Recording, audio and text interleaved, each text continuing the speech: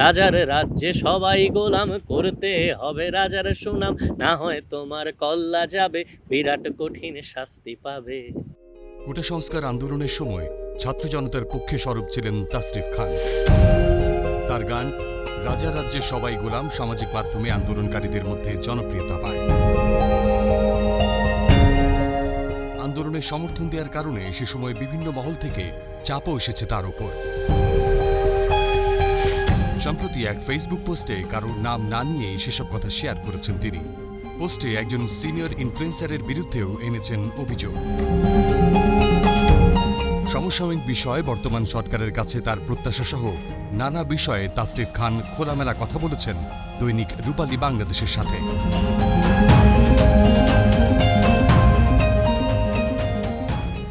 যারা নিজেদের স্বার্থ আদায়ের জন্য দেশের স্বার্থকে তোয়াক্কা করে না, তাদের উদ্দেশ্যে আপনি কি বলতে চান? আমি আসলে কি, আমি তো জানি না তারা কি প্রেশারে ছিল কিনা বা কোনোভাবে প্রভাবিত ছিল কিনা, থাকতে পারে। আমিও প্রেশারে ছিলাম, আমি তো এই প্রেশারটা কেউ দেশের সাথে মানে করিনি। সো এটা যার যার পার্সোনাল ডিসিশন, এটা কোনোভাবেই উচিত না, এটা কোনোভাবেই কাম্য না।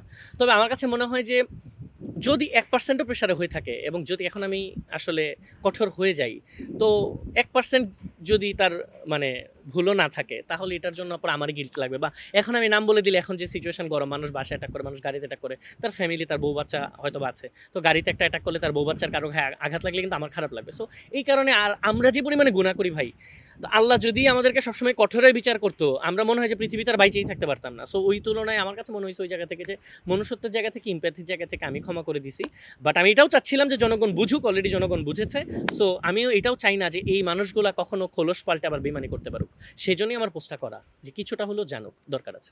শিক্ষার্থীদের হাত ধরে বাংলাদেশের যে রাজনৈতিক পট পরিবর্তন হয়েছে এবং বৈপ্লবিক পরিবর্তন ঘটেছে, এবং বর্তমানে দেখা যাচ্ছে যে শিক্ষার্থীরা ট্রাফিক পুলিশের দায়িত্ব পালন করছে, এই বিষয়টিকে আপনি কিভাবে দেখছেন? আমার কাছে মনে হয় they did a tremendous job. এবং যে কাজটা আমরা সো-কল্ড সুশীলরা হচ্ছে ঘরে বসে বসে কথা বলি, আমরা রাস্তায় নামি নাই, বাট ওরা নামছে, ওরা আন্দোলন করে বিজয়টা ওরা আনছে, ওরা রাস্তায় নামছে নিজের দায়িত্ব থেকে, সম্পূর্ণ দেশপ্রেম থেকে। বাট আমরা যেটা করি, আমরা কোনো কিছু হলেই খালি ভুল ধরা শুরু করে দিই। এই জিনিসটা উচিত না, সময় দেওয়া উচিত। আর আরেকটা কথা আমি বলবো কি, 17 বছর আমরা সহ্য করছি। সো এখন আমাদের 17 দিন সহ্য হচ্ছে না। পৃথিবীর এমন কোনো দেশ নাই, ইতিহাসে এমন কোনো রাষ্ট্র নাই যেটা স্বাধীন হওয়ার পর প্রবলেম হয় নাই। অনেক লম্বা সময় ধরে হয়তোবা দুর্যোগ হয়ে যায়, বা কি বলে এটাকে, মুদ্রাস্ফীতি থেকে শুরু করে নানান রকম ঝামেলা টামেলা হয়। সো ওই জায়গা থেকে আমি বলবো কি, আমাদের একটু ধৈর্যশীল, একটু সহনশীল হওয়া দরকার। এই শিক্ষার্থীদের পাশে যদি থাকি, আমার মনে হয় যারা স্বাধীনতা অর্জন করেছে তারা রক্ষাও করতে পারবে। এদের উপর আমাদের একটু নির্ভর করা উচিত। এরা আশা করি আমাদেরকে আলোর পথ দেখাবে সামনের দিনে। সোশ্যাল মিডিয়ায় গুঞ্জন উঠেছে পড়াশোনার পাশাপাশি শিক্ষার্থীদের ট্রাফিকে পার্ট টাইম চাকরির ব্যবস্থা করা হোক। আপনিও কি তাই মনে করেন? এটা আমার কাছে মনে হয় ভালো হয়, এটা অবশ্যই ভালো হয়, ভালো কাজ একটা। তো চাকরির ব্যবস্থা হবে নতুন করে, এরা আবার খুব ভালো কাজ করে, ভালো দায়িত্ব পালন করে। আমরা দেখেছি ট্রাফিক এর আগে থাকা অবস্থায়ও ইমার্জেন্সি লেন মেনটেন করা যায় নাই, বা অনেক রকম মানে কি বলে এটাকে, যে অনেক রকম প্রবলেম ছিল রাস্তাঘাটে, জ্যাম থেকে যানজট থেকে শুরু করে অনিয়ম। রূপালী বাংলাদেশের মাধ্যমে আমি হচ্ছে দর্শকদেরকে আরেকটা আবেদন জানাতে চাই, যে তৃতীয় লিঙ্গের যারা আছে তারা তারা তো আল্লাহর সৃষ্টি। সো এই মানুষগুলোও কিন্তু চাকরি পায় না, বা অনেক জায়গায় অনেক অবহেলার শিকার হয়, আমরা অনেক সময় নাক শিটকে কথা বলি। সো তাদেরকেও যদি ট্রাফিকিংয়ের দায়িত্বে নিয়ে আসা যায়, মানুষ কিন্তু তাদের কথা শোনে, সেটা ভয় পেয়ে হোক, সেটা রেসপেক্ট করে হোক, আমি জানি না, বাট শোনে। সো তাদেরকেও নিয়ে আসা যেতে পারে চাইলে। দেশের মধ্যে দুই পক্ষে লড়াই হলে প্রশাসনকে কোন পক্ষে যাওয়া উচিত বলে আপনি মনে করছেন? প্রশাসনকে আসলে কোনো পক্ষই প্রাধান্য দেওয়া উচিত না। প্রশাসনকে নিরপেক্ষ থাকা উচিত সবসময়, শান্তি শৃঙ্খলা রক্ষা করার জন্য। এবং আমরা যেটা দেখছি যে দলীয়করণ হয়েছে, শুধু প্রশাসন আমি বলবো না, হসপিটাল থেকে শুরু করে, একটা কর্পোরেট অফিস থেকে শুরু করে, ব্যাংক থেকে শুরু করে, ইচ অ্যান্ড এভরি সেক্টরে হচ্ছে দুর্নীতি ছিল, দলীয়করণ ছিল এই স্বৈরাচারী সরকারের আমলে। সো এই জিনিসটা না হোক, প্রশাসন তাদের সঠিক দায়িত্ব পালন করবে, তারা কঠোর হস্তে যে কোনো রকম ঝামেলা, দুষ্কৃতিকারীদের দমন করবে, শান্তি ফিরিয়ে আনবে, আমাদের মনে একটা আনন্দর একটা জায়গা তৈরি করে দিবে, একটা শান্তির জায়গা তৈরি করে দিবে, এটা আমি চাই। শিক্ষার্থীদের প্রতিনিধি হিসেবে দুইজনকে অন্তর্বর্তীকালীন সরকারের উপদেষ্টা করা হয়েছে। এই বিষয়ে আপনার মতামত কি? আমার কাছে মনে হয় আমি কমপ্লিটলি ঠিক হিসাবে দেখছি এবং আমি সামনে ওদেরকে দেখতে চাই, আমি সামনে নতুন নেতৃত্ব দেখতে চাই। আমরা অনেক দেখেছি। আমার তো খুব বেশি বয়স হয়নি, আমার এখন 30। সো আমার যতদিন থেকে আমি বুঝি ততদিন থেকে যে দেখছি যে অনেক সিনিয়র লোকজন যে অনেক কিছু হাতিঘোড়া করে ফেলছে তা না। আমাদের সমসাময়িক সময়ে স্বাধীন হওয়া অনেক দেশ অনেক বেশি ডেভেলপ হইছে। সো আমার কাছে মনে হয় যে অনেক তো দেখছি, পুরানদের দেখছি, পুরানরা থাকবে, ভালো যারা আছে থাকবে, প্রবীণরা থাকবে, নতুনরাও আসুক, নতুনরাও থাকুক, তাদের উপর ভরসা করা যায় যারা এত সুন্দর গুছানোভাবে একটা নিয়মতান্ত্রিকভাবে একটা আন্দোলন করে সফল করছে, দেশটাকে স্বাধীন করছে, তারা আমার মনে হয় যে সামনের দিকে ওটা ধরে রাখতে পারবে এবং খুব ভালো কিছু করবে দেশের জন্য। নতুন বাংলাদেশ নিয়ে অনেকের অনেক চাওয়া পাওয়া আছে। আপনি কেমন বাংলাদেশ দেখতে চান? আমার মনে হয় স্বাধীনতা থাকুক সব সেক্টরে, গান গাওয়ার ক্ষেত্রে হোক, অভিনয়ের ক্ষেত্রে হোক, কথা বলার ক্ষেত্রে হোক, সব কিছুতে। এবং স্বচ্ছতাটা খুব বেশি জরুরি যে কোনো কাজে। যেমন আমি একটা সেক্টরের কথা আমার মাথায় ঘুরছিল, এই যে বিভিন্ন জায়গায় টেন্ডার হয়, টেন্ডারবাজি হয়, তারপরে অনেক কাজ হয় আমরা জানি না, হিসাব নিকাশ আমরা কিছু জানি না, যে কারণে ধরতে পারি না কত টাকার দুর্নীতি হচ্ছে। তো এই ধরনের ব্যাপারগুলো যদি প্রকাশ্যে হয়, কোথাও একটা কাজ হচ্ছে, সেটার জন্য যদি এই ব্যাপারগুলো লিপিবদ্ধ থাকে, আমরা যদি আগে থেকে জানতে পারি যে এখানে এই রাস্তাটা হবে, এটার এত টাকা বাজেট, এখানে এত টাকার ইট, এত টাকার সিমেন্ট, এত টাকার বালু, এত টাকার রড, এই কোম্পানির এগুলো ব্যবহার করা হবে, তখন আমরা একটা ক্রস চেক করতে পারবো সাধারণ জনগণ। এবং সেই জায়গাতে এগুলো দেওয়া হচ্ছে কিনা সামনাসামনি, যেমন সরকার থেকে যখন সুদৃষ্টি থাকবে, একই সাথে আমরা যদি জানি একটা জবাবদিহিতার জায়গা যদি তৈরি থাকে, অ্যাকাউন্টেবিলিটিটা যদি থাকে, তাহলে আমার কাছে মনে হয় যে দেশটা অনেক বেশি সামনের দিকে এগিয়ে যাওয়া সম্ভব। তরুণ প্রজন্মের কাছে অন্তর্বর্তীকালীন সরকারের প্রধান উপদেষ্টা ডক্টর মোহাম্মদ ইউনূসের অনেক নামডাক রয়েছে। আপনি ডক্টর মোহাম্মদ ইউনূসের কাছ থেকে কি আশা করছেন? আমার মনে হয় এই মানুষটা আসলে এত উঁচু শ্রেণীর একটা মানুষ, বা এত মানে উচ্চ মর্যাদা সম্পন্ন একটা মানুষ, আমরা আসলে লাকি যে এরকম একটা মানুষকে আমরা এখন পেয়েছি, বা এই যে সরকারের জায়গায় প্রধান উপদেষ্টা হিসাবে। সো এই মানুষটাকে না আমরা যত বেশি সময় ধরে রাখতে পারবো। কারণ আই উইশ যে এই গভর্নমেন্ট থেকে যখন আবার হবে, নির্বাচন হবে, কোনো একটা সরকার আসবে, তখনও যদি ইউনূস সাহেবের মতন একটা মহান ব্যক্তিত্বকে যদি সরকারি কোনোভাবে রাখা যায়, বা সেটা প্রেসিডেন্ট হিসেবে হোক বা কোনোভাবে হোক, মানে এই মানুষটা তো অনেক বয়স হয়ে গেছে, আমি জানি না, আল্লাহ তার দীর্ঘ হায়াত দান করুক। তো এই মানুষটাকে যতদিন মানে রাখতে পারবো আমরা যদি এই মানুষটার মর্যাদা দিতে পারি, ওনার কথা মতো চলতে পারি, আমার কাছে মনে হয় বাংলাদেশে একটা বৈপ্লবিক পরিবর্তন আসবে খুব তাড়াতাড়ি, এবং এটা দৃশ্যমান হবে। যাদের হাত ধরে বাংলাদেশে এত বড় বিপ্লব সাধিত হয়েছে, সেই শিক্ষার্থীদের উদ্দেশ্যে আপনি কি বলতে চান? শিক্ষার্থীদেরকে আমি বলবো যে তারা অনেক বেশি অ্যাডভান্স, অনেক বেশি স্মার্ট, অনেক বেশি বিচক্ষণ, তারা যেন এটা ধরে রাখে, এবং তারা যেন নতুন নতুন প্ল্যান করে, সবসময় ভালো ভালো প্ল্যান করে, এবং সরকারকে সেই প্ল্যানগুলো জানানোর চেষ্টা করে, বসার চেষ্টা করে। আর এটা তো আর আগের সরকারের মতো না, স্বৈরাচারী সরকার যে ছিল। সো এখন অনেক মনে হয় সুযোগ তৈরি হয়েছে কথাবার্তা বলার, মত প্রকাশ করার। অ্যান্ড শিক্ষার্থীরা ভালো করে পড়াশোনা করতে হবে অবশ্যই, যেন দেশটাকে আমরা সাজাইতে পারি, গড়ে তুলতে পারি। পাশাপাশি মানবিক হতে হবে, মানবিকতার পরিচয় দিতে হবে। যেমন শিক্ষার্থীদের মধ্যে কেউ যদি কোনো ভুল করে, ভুলের ঊর্ধ্বে কোনো মানুষ না। যেমন স্বৈরাচারী দলেও যেমন ভালো মানুষ, বাজে মানুষ ছিল, শিক্ষার্থীদের মধ্যে এরকম কারোর মন ভালো থাকবে, কারোর মন ভালো নাও থাকতে পারে। সো সেই জায়গাটা যেন শিক্ষার্থীরা নিজেরাই মেনটেন করার চেষ্টা করে, একজন ভুল করলে যেন তাকে ভুল থেকে সংশোধন করে দেওয়ার চেষ্টা করে। শিক্ষার্থীদের উপর ভরসা করে আমরাও তাকাই আছি, ইনশাল্লাহ ভালো কিছু হবে। কোটা সংস্কার আন্দোলনকে কেন্দ্র করে আপনার একটি পুরনো গান, যার শিরোনাম রাজার রাজ্যে সবাই গোলাম, গানটি নেটিজেনদের মাঝে বেশ সাড়া ফেলেছিল। সে গানটি কখন এবং কেন লেখা হয়েছিল? প্রবাবলি গানটা 2020 বা 21-এর দিকে আমার করা ছিল। এবং রাজার রাজ্যে সবাই গোলাম, এই গানটা যারা শুনছে ওরা অলরেডি অর্থ বুঝে গেছে। আর যদিও তখন স্বাধীনতা ছিল না, অনেক কিছুই বলতে পারিনি। আসলে স্বৈরাচারী শাসনে মজলুমদের যে পরিণতি হয়, যে অবস্থাটা হয়, সেই মজলুমদের জায়গা থেকে, সেই নিপীড়িত মানুষের জায়গা থেকেই এই গানটা আমি করার চেষ্টা করেছিলাম। গানটির লিরিক্স যেহেতু তৎকালীন সরকার বিরোধী, গানটি যখন প্রকাশ হয়েছে তখন কি সরকারি কোনো চাপের সম্মুখীন হয়েছিলেন? তখন হয়েছিল আমার, শুধু তখন না, আমি একদম সড়ক আন্দোলন যখন হয়, আর কত নামে একটা শিরোনামে একটা গান করেছিলাম, তখন আমার বাসার বাইরে যাওয়া লাগছিল। বাসায় অনেক আইন প্রয়োগকারী সংস্থার লোকজন অনেক প্রেশার দিছিল আমাকে অ্যারেস্ট করার জন্য। সামহাও অনেক কষ্টে বেঁচে গেছি। ওই গানটা আমি রাখতেও পারি না, আমার ইউটিউব, ফেসবুক কোথাও ওই গানটা নাই, সম্ভবত খুঁজলেও পাওয়া যাবে না। এই গানটার সময় একই অবস্থা হয়েছিল, অনেকদিন প্রাইভেট করে রাখছিল। আসলে এই যে মানে স্বৈরাচারী যে সরকারই হোক না কেন, স্বৈরাচারী যখন মনোভাব থাকে, তখন আসলে মত প্রকাশে তো স্বাধীনতা থাকে না। আর গান তো বিরুদ্ধে চলে গেলে তারা তো তাদের প্রভাব খাটানোর চেষ্টা করেছে আগে। তো আশা করি ভবিষ্যতে এরকমটা না হোক আর কি। সঙ্গীতের পাশাপাশি আপনাকে সমাজসেবা করতেও দেখা যায়। কোন পরিচয়ে আপনি বেশি স্বাচ্ছন্দ্য বোধ করেন?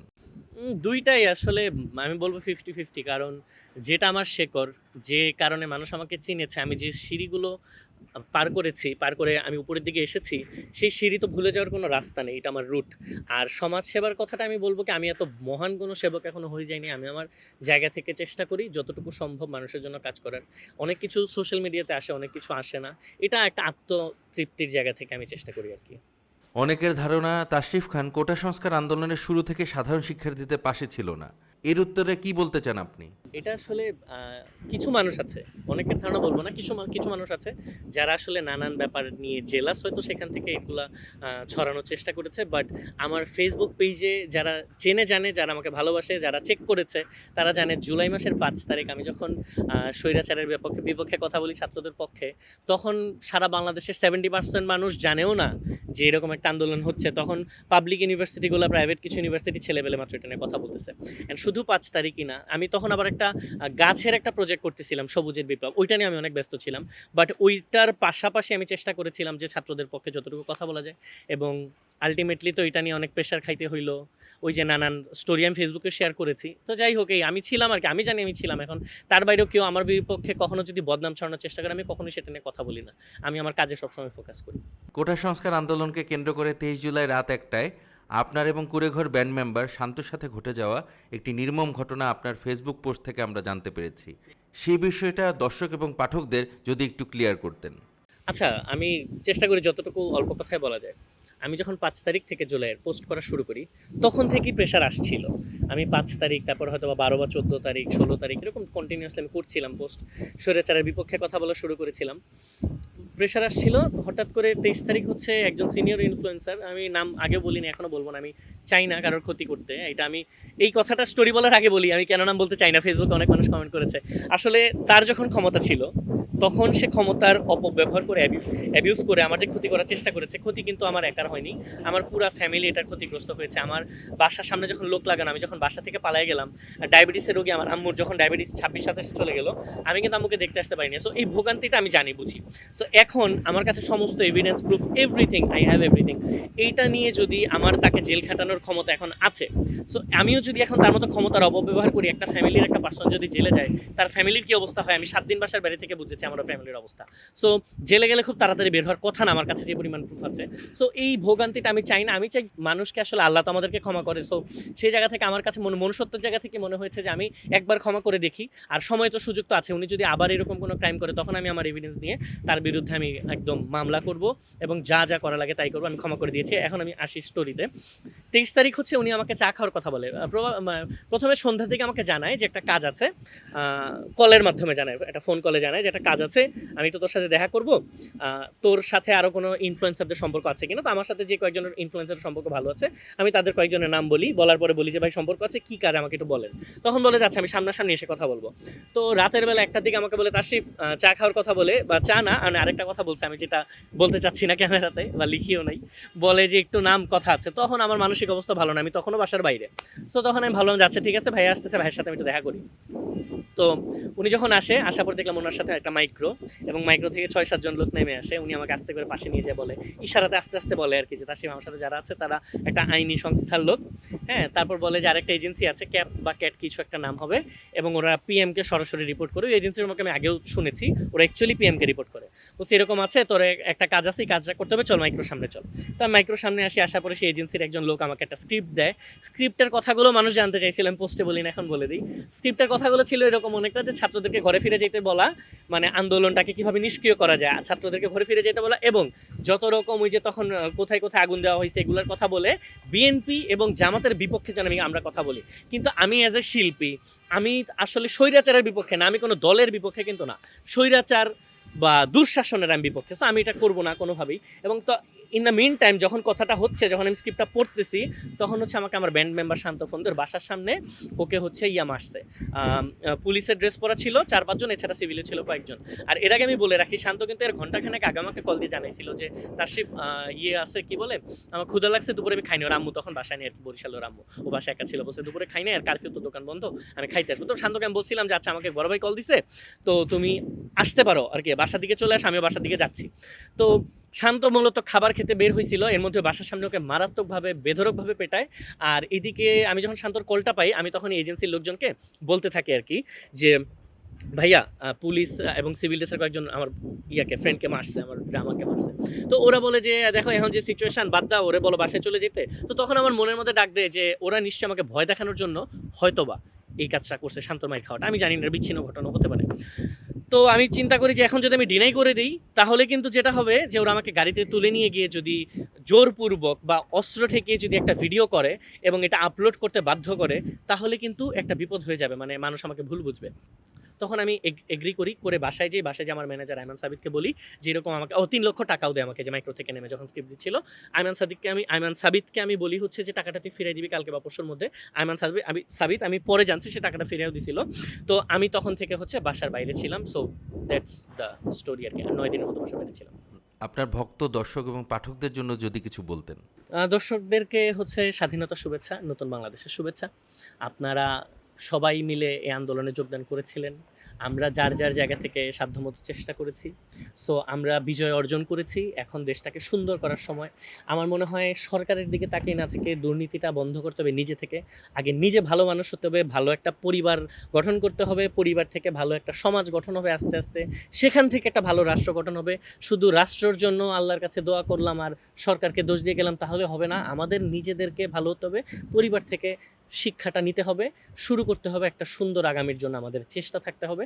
সো আপনাদের সবাইকে ধন্যবাদ, আমার জন্য দোয়া করবেন। আমি অনেক ছোট মানুষ, অনেক ভুলভ্রান্তি হয়, ক্ষমা সুন্দর দৃষ্টিতে দেখবেন। আসসালামু আলাইকুম।